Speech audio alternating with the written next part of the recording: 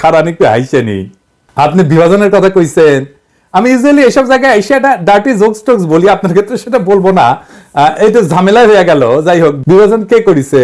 আপনি কি বলেছেন জামাতকে নিয়ে? দেখেন, জামাতের পক্ষ থেকে আসা বক্তব্যের বিপরীতে তিনি বলছেন যারা ভোটে জিততে পারবে না, সরকার চালাইতে পারবে না, তারা এসব কথা বলে।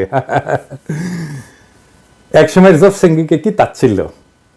আপনারা সেনা প্রধানের ডাক পাইয়া যে ড্যাং ড্যাং করতে করতে ক্যান্টনমেন্টে গেলেন, তারপর একটা তত্ত্বাবধায়ক সরকার বানালেন, ধ্বজভঙ্গ উপদেষ্টা দিয়ে খুঁজে খুঁজে বের করে আসছেন, দিনে 6 বার অ্যাডাল্ট ডায়াপার বদলাইতে হয়। আমাদের জিজ্ঞেসিলেন যে কি মত আপনাদের?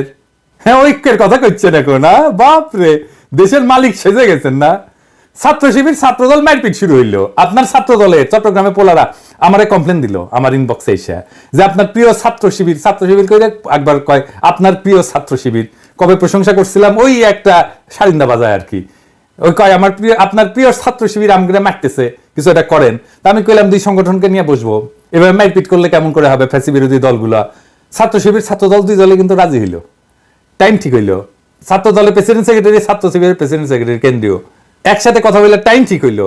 আমার টাইম সকাল 5টা, আমি চোখ মুছতে মুছতে উঠিয়া জুম মিটিং এ বসলাম। ছাত্র শিবিরের প্রেসিডেন্ট সেক্রেটারি আসলো, ছাত্র দল আসলো না। ফোন দিলাম, কয় আমরা তো ট্যুর করতেছি। আমি বললাম আচ্ছা ঠিক আছে, ট্যুর শেষ করে তারপরে কইয়েন, আমরা বসবুনি আবার। পরে আর করলো না।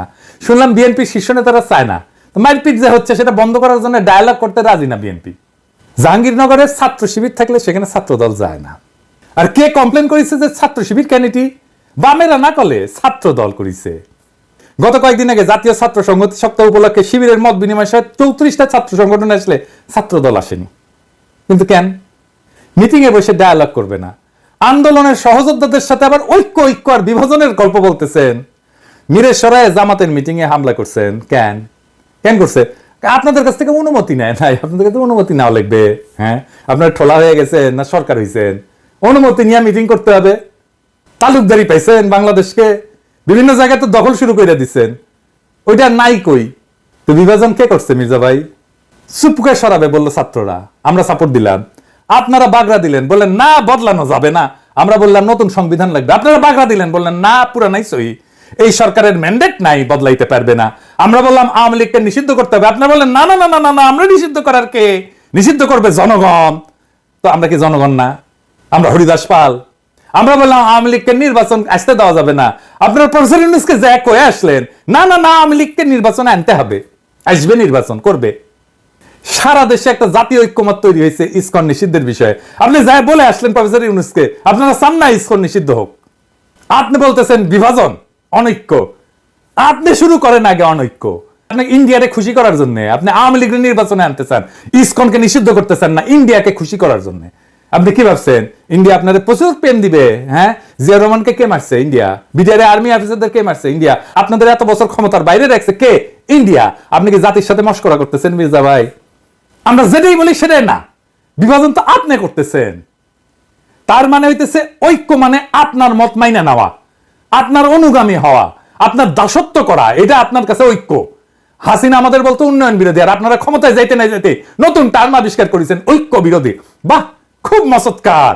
ঐক্য মানে কি জি হুজুর করা আপনার সব কথায়? আমরা কি আপনার দলের কর্মী যে থাপ্পড় দিবেন সবার সামনে, আর আমরা বাবা আহা আহা কর্তা আমাকে থাপ্পড় মারিছে, দেখিস আমার কত আদর করে, বাপের মতো শাসন করে, এটা কমো? আপনি কি আসলে প্রকাশ্যে কাউরে থাপ্পড় মারতে পারেন? না, পারেন না। কোন এথিক্যাল মডাল স্ট্যান্ডার্ডে আপনি পারেন না। আপনারা গান্ধী বইলা ট্রল করতো পাবলিকে, জানেন কিনা জানি না। আপনি থাপ্পড় মাইরা সে ট্রল করা বন্ধ করে দিলেন। আপনি দেশের ঐক্যের কথা বাদই দেন, আপনি দলের ভিতরে ঐক্য রাখতে পারছেন? আসেন দেখি। হাসিনা পলানোর পরে আপনার দলের অন্তর্কোন্দলে 19 জন নিহত হয়েছে, আহত হয়েছে 556 জন। আমি গুনছি। এডিটর সাহেব দেখান, একটার পর একটা নিউজ দেখান এডিটর সাহেব কতজন নিহত হয়েছে, যোগ কইরা দেখান। মির্জা ভাই আপনার নিজ দলের লোক তার সহযোদ্ধারে মারছে, প্রত্যেক 5 দিনে একজন মারা গেছে, প্রত্যেক দিন গড়ে 5 জনের বেশি আহত হয়েছে। আপনার নিজ দলের ঐক্য নয়, আপনি দেশের ঐক্য কেমনে কায়েম করবেন? আমাদের অনেকের জন্য দোষ দিতেছেন। আপনার ঐক্য নিয়ে কথা বলার কোনো বিন্দু মাত্র নৈতিক অধিকার আছে? আপনি আওয়ামী লীগকে নির্বাচন করাবেন, চুপ্পুকে রাখবেন, হাসিনার সংবিধান রাখবেন, ইসকনকে রাখবেন, ডেইলি স্টার, প্রথম আলোর মতো ভারতের 1 নম্বর অ্যাসেট বাঁচাইবেন, তার পক্ষ হয়ে আমাদের উপরে ঝাঁপায় পড়বেন। তারপর আবার বলবেন ঐক্য চাই না, তার মানে আমাদের কোনো রাজনীতি থাকবে না। আমাদের আপনার রাজনীতি করতে হবে। শেখ মুজিব যেমন পাহাড়ে যায় বলছিল তোরা সবাই বাঙালি হয়ে যায়, আমাদের কি সবাই বিএনপি বানাবেন আপনি? আমরা তো বিএনপি করবো না।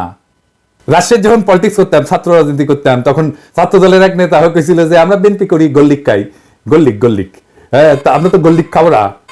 আর গল্লিক না খাইলে আপনি কইবেন ঐক্য নষ্ট করতেছি। হাসিনার চাইতে কোন ক্ষেত্রে ভালো আপনি? আমাদের দেশপ্রেম নিয়ে খোটা দেন মির্জা ভাই। হ্যাঁ, পিনাকি ভট্টাচার্যের কোনো দেশ নাই, সে রাষ্ট্রহীন রিফিউজি। সারা দুনিয়া আমার দেশ, আমার আলগা কোনো দেশপ্রেম নাই। আমার মাতৃভূমি, মানুষের প্রতি কর্তব্য আছে, সেই কর্তব্য পালন করি। আপনারা মন্ত্রী হবেন, সরকার বানাবেন, আমরা যে জায়গায় ছিলাম সেখানেই থাকবো। আর আমরা যদি আপনাদের মতো ক্ষমতার কাঙ্গাল হইতাম, তাইলে আপনাদের লাঠি ঝাঁটা খায়া হইলেও আপনাদের সাথে এখনো ঘষ্টাঘষ্টি করতাম। আপনারা ক্ষমতার অলিন্দে উঠতে যাইতেছেন, এমন মহেন্দ্রক্ষণে আপনাদের সাথে সম্পর্ক নষ্ট করতাম না। এই বান্দা মানুষের পক্ষে থাকবে, এই বান্দা ক্ষমতার। আপনারা আপনাদের ঐতিহ্য ধরে রাখছেন। 1975-এর 15ই আগস্টের নায়কদের ওন করেন নাই, তাদেরকে ফাঁসিতে যাইতে দিচ্ছেন, ছায়া ছায়া দেখছেন। দীর্ঘদিনের জোট সঙ্গী ইসলামী দল জামাতের হাত ছেড়ে দিচ্ছেন। 2013-র 5ই মে আপনাদের কথা ছিল না আপনারা মাঠে নামবেন, আলেমরা আপনাদের ভরসায় আইসা বেঘরে মারা গেল। কোনোদিন সরি বলছেন? আমাদের পিঠে ছুরি মারবেন, এটা নতুন কি? হ্যাঁ, আমরা কেউই নিজেদের জনপ্রিয় বলে মনে করি না। আমরা জনতার কণ্ঠস্বর। যে কণ্ঠস্বর আপনারা শুনতে চান না, সেই কণ্ঠস্বর জনতার নেতা বানায়।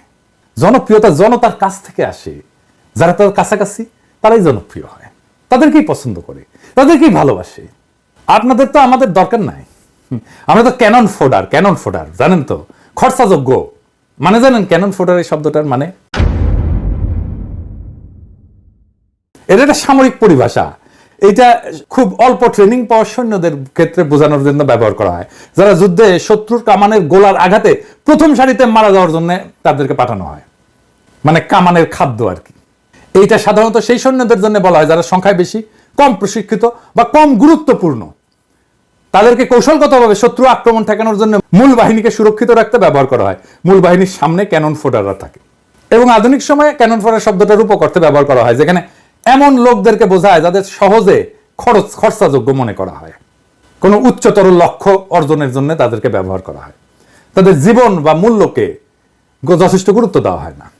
যেমন আপনাদের আন্দোলন সংগ্রামে রক্ত দেওয়ার সময় মাদ্রাসার ছাত্রদের লাগে, গরিব মানুষদের লাগে, গরিব মানুষের পোলাদের লাগে। তারপরে যে ক্ষমতায় বসেন আপনারা এলিটেরা, ওরা ক্যানন ফোডার। আপনার ক্ষমতায় যাওয়ার সিঁড়ি। আপনাদের প্রথম আলো আছে, ডেইলি স্টার আছে, মোদির ভারত আছে, বাইডেনের আমেরিকা আছে। আমরা কোন হরিদাস পাল? আমরা সেই প্রথম সারির সৈনিক। আমরা নির্বাসনে থাকব, আমরা মইরা গিয়া আপনার ক্ষমতায় যাওয়ার সিঁড়ি তৈরি করে দিব। রাত নাই দিন নাই অ্যাক্টিভিজম করব, তারপরে আমাদেরকে পিছে ছুরি মেয়েরা আপনারা তার উপর দিয়ে যে সিংহাসনে বসবেন। আপনাদের লজ্জা হইলে না নওয়াবের আমন্ত্রণে যে লড়াইয়ের সাথীদের বিরুদ্ধে কথা বলতে? নওয়াব মানে সংবাদপত্র মালিকদের সংগঠন, এর প্রেসিডেন্টকে জানেন? সেই দুর্বৃত্ত ব্যবসায়ী একে আজাদ। এডিটর সাহেব দেখান তার ভিডিও। প্রথমত আমি তোমাকে চাই, শেষ পর্যন্ত তোমাকে চাই, আবার দেখান। মাননীয় প্রধানমন্ত্রী, আমরা উন্নয়নশীল দেশ থেকে মধ্যম আয়ের দেশে উন্নীত হতে যাচ্ছি। অনেক অসম্ভব আপনি সম্ভব করেছেন। ব্যবসায়ীরা নিরাপদে ব্যবসা করতে পারছেন। আপনি রাজনীতিক স্থিতিশীলতা এনেছেন। স্থিতিশীলতাই সমৃদ্ধি ও শান্তি আনে। এই জন্যই বলি শেখ হাসিনার সরকার বারবার দরকার। তাই শিল্পী কবির সুমনের জনপ্রিয় গানের ভাষায় বলতে চাই, প্রথমত আমি তোমাকে চাই, শেষ পর্যন্ত আমি তোমাকে চাই, ভীষণ অসম্ভবও তোমাকে চাই। জয় বাংলা, জয় বঙ্গবন্ধু। এর আমন্ত্রণে যে এক কথা বলে রাজনৈতিক দলের লোকেরা। নওয়াবের মিটিং এ তো আপনাদের যা প্রশ্ন করা উচিত ছিল যে ফ্যাসিবাদের সময় অধিকাংশ গণমাধ্যম মালিক খুনি হাসিনা সরকারের পক্ষ নিছে, এই বিষয়ে নওয়াবের বক্তব্য কি? আপনাদের তো প্রশ্ন করা উচিত ছিল হাসিনার দুঃশাসনে বন্ধ করে দেওয়া পত্র পত্রিকা টেলিভিশন চ্যানেলগুলোর ক্ষেত্রে তখন নওয়াবের ভূমিকা কি ছিল? আমার দেশ বন্ধ হয় নাই? সংগ্রামের সম্পাদককে তার অফিস থেকে টাইনে নিয়ে আসে মাইরা পুলিশে দিয়ে দেওয়া হয় নাই? কেন তারা নিয়ে প্রতিবাদ করে নাই? সেই নীরবতা ফ্যাসিস্ট সরকারকে সমর্থন জানানো না? দিগন্ত টেলিভিশন বন্ধ হয় নাই? বেশিরভাগ গণমাধ্যম মালিক সাংবাদিকতার পেশার সাথে সরাসরি জড়িত না, কিন্তু মালিক বইনে বসছেন। তারা বছরের পর বছর লোকসানের অজুহাত দেখায় সাংবাদিক এবং সংবাদকর্মীদের ন্যায্য মজুরি এবং প্রাপ্য সুবিধা থেকে বঞ্চিত করেন। তাহলে কোন স্বার্থে তারা কোটি কোটি টাকা লোকসানের পরও গণমাধ্যমে বিনিয়োগ করতেই থাকেন? দেশের মানুষ এই রহস্যের উত্তর জানতে চায়। প্রথম আলো ডেইলি স্টার স্বাধীন সাংবাদিকতা করে? আসেন আমরা ঠিক এই নোয়াবের এই প্রোগ্রামের নিউজটা দেখি, সেটাই পর্যালোচনা করি। এইখানে প্রথম আলো নিউজ করছে, এখানে যারা আমাদের গেলাইছে তাদের কোট করছে। দেখেন দেখেন এই যে দেখেন কে কে গেলাইছে, নামগুলো দেখান। মনে হচ্ছে সবাই আমাদের গেলাইছে যারা গেছিল, তাই না? আচ্ছা দেখেন এবি পার্টির মুজিবুর রহমান মঞ্জু কি বলছিল এই প্রোগ্রামে, পুরোটাই শুনেন। আমি খোলামেলা ভাবে বলছি, প্রথম আলোর বিরুদ্ধে অভিযোগ কি, ডেইলি স্টারের বিরুদ্ধে অভিযোগ কি? যারা অভিযোগ দিয়েছেন দুই পক্ষকে নিয়ে কি বসা যায় না? কেউ কি বসার উদ্যোগ নিয়েছেন? বসেন, কথা বলেন। যদি সত্যিকার অর্থে আমাদের কোনো ব্যাড রিপোর্টিং এর কারণে কেউ যদি ক্ষতিগ্রস্ত হয়, আমরা কেন তাকে সরি বলবো না? কেন সেটা সমাধান করবো না? আমরা যে জিনিসটা টেবিলে সমাধান করা যায় সেই জিনিসটাকে আমরা মতাদর্শিক দ্বন্দ্ব, ব্যবসায়িক দ্বন্দ্বে রূপান্তরিত করি। মুজিবুর রহমান মঞ্জুর এই কথা আছে এখানে, লিখছে এই কথা? লিখে নাই। এটাই হইতেছে ন্যারেটিভ তৈরি। মুজিবুর রহমান মঞ্জুর কথা সাপ্রেস করছে, ঢাইকা দিছে, তার কণ্ঠস্বরকে ঢাইকা দিছে। নাগরিক কমিটির নাসির গেছিল, সকল ইসলামী দল গেছিল, তারা ভালো বক্তব্য দিছে, আমরা শুনছি কে কি বলছে, তাদের ধন্যবাদ জানাই। কিন্তু প্রথম আলোর মতির দ্বন্দ্ব যারা মালিশ করছে তাদের আমরা ক্ষমা করব না। মির্জা ভাই ওবায়দুল কাসের বলছিল না যে পালাবো না, দরকার হইলে মির্জা ফখরুল সাহেবের বাসায় যে উঠবো, ঠাকুর গায়ে একটা বাসা আছে না? এডিটর সাহেব শোনান এটা। পালাবো না, কোথায় পালাবো? পালাবো না, প্রয়োজনে ফখরুল সাহেবের বাসায় গিয়ে উঠবো। কি জায়গা দেবেন? না হলে ঠাকুর গায়ের বাড়ি আছে না, ওই বাড়িতে গিয়ে উঠবো। আমার ধারণা ওই কাউয়া কাদের কাউয়া কাউয়া ও কাউয়া সাউন্ড দেন, মনে হয়েছে কাউয়ার সাউন্ড দেন। হ্যাঁ আরো জোরে দেন। হয়েছে আমার ধারণা ওই কাউয়া মরিছে, মইরা ভূত হইছে, ভূত হইয়া মির্জা ফখরুলের কাদের চাপিছে, ওর বাসাত না, ওর কাদের চাপিছে। মির্জা ফখরুল আর এক কাউয়া হচ্ছে। ফাইনালি বিএনপি বলি, আপনারা তো ক্ষমতা নেবেন তাই না? ক্ষমতা যাবেন সে আশাত আছেন। আমরা বিজনেসে একটা অ্যানালাইসিস করি, ভুকা বলে, ভুকা, BUCA মানে জানেন না? আচ্ছা ভুকা হইতেছে এটা একটা মডেল আর কি। সেটা হইতেছে যে কোনো প্রতিষ্ঠান বা যে কোনো কার্যক্রম পরিচালনার ক্ষেত্রটা অস্থিতিশীল এবং সবসময় জটিল পরিবেশের মধ্যে থাকে। ভুকা শব্দটা একটা বিশেষ বৈশিষ্ট্যের প্রতিনিধিত্ব করে আর কি। ভিতে হচ্ছে ভোলাটিলিটি, অস্থিতিশীলতা। ইউতে হইতেছে আনসার্টেনিটি মানে অনিশ্চয়তা, ভবিষ্যতের ঘটনা বা ফলাফল সম্পর্কে অস্পষ্টতা। সিতে হচ্ছে কমপ্লেক্সিটি মানে জটিলতা, আমরা তো জানি। আর এতে হচ্ছে অ্যাম্বিগুইটি। এটার অ্যাম্বিগুইটির বাংলাটা হইতেছে এটা এমন একটা পরিস্থিতি যেখানে যে তথ্য আমরা পাইছি এটা অসম্পূর্ণ এবং বিভ্রান্তিকর, ফলে সঠিক সিদ্ধান্ত নেওয়া কঠিন হয়। তো যে কোনো বিজনেসে ভুকা অ্যানালাইসিসটা করতে হয়, তাছাড়া পরিবর্তনশীল পরিবেশে টিকে থাকা যায় না, দ্রুত এবং কার্যকর সিদ্ধান্ত গ্রহণ করা যায় না। এটা ছাড়া নেতৃত্বের যে দক্ষতা এটা উন্নত করা যায় না। এই ভুকা অ্যানালাইসিসটা ঝুঁকি পরিচালনা এবং সুযোগ সৃষ্টিতে সাহায্য করে। রাজনৈতিক পরিস্থিতি অস্থিতিশীল, আনসার্টেন, কমপ্লেক্স আর অ্যাম্বিগুয়াস। দুনিয়ার কখন কোথায় কি ঘটে যাবে আর আপনার ক্ষমতায় যাওয়ার স্বপ্ন দূরে সরে যাবে।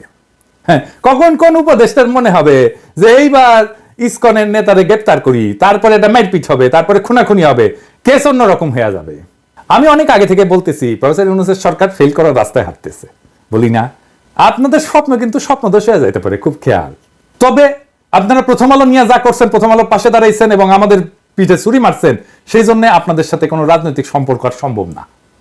আমি প্রথম আলো ডেইলি স্টারের সাথে যারা লতকালতকি করে তাদেরকে এলাই বা সহযোদ্ধা মনে করি না, তাই গুড লাক। আমার দর্শকদের বলি, ভয় পাবেন না, দেশের সামনে সংকট আছে, কিন্তু আমরা একসাথে পাহাড়ের মতো অটল দাঁড়ায় থাকবো মাতৃভূমির রক্ষায়। ফ্যাসিবাদ কোন রাজনৈতিক দল তাড়ায় নাই, ছাত্র জনতা তাড়াইছে। রাজনৈতিক দল ঈদের পরের আন্দোলন দিয়া আমাদের একের পর এক বছর কাইরা নিছে। এই ছাত্র জনতা দেশকে রক্ষা করবে। রাজনৈতিক দলের কাছে দেশের নিজের ভাগ্যকে আমরা বন্ধক দেব না। নির্ভয় থাকেন, জিন্দা থাকতে দেশের কোনো ক্ষতি হইতে দেব না। জিন্দা থাকতে বাংলাদেশে আওয়ামী লীগকে পুনর্বাসিত হইতে দেব না। জিন্দা থাকতে বাংলাদেশে আবারও ভারতীয় আধিপত্য চালাইতে দেব না। জিন্দা থাকতে বিপ্লবকে ব্যর্থ হইতে দেব না। জিন্দা না থাকলে কোটি কোটি পিনাকি, কোটি কোটি ইলিয়াসেরা জন্ম নেবে, কোটি কোটি আপনাদের মতো বীরেরা জন্ম নেবে। এই দেশে শুধু ভীরুরাই জন্মায় না, বীরেরাও জন্মায়। ভয় পাইবেন না, আখেরে আমরা বিজয়ী হব।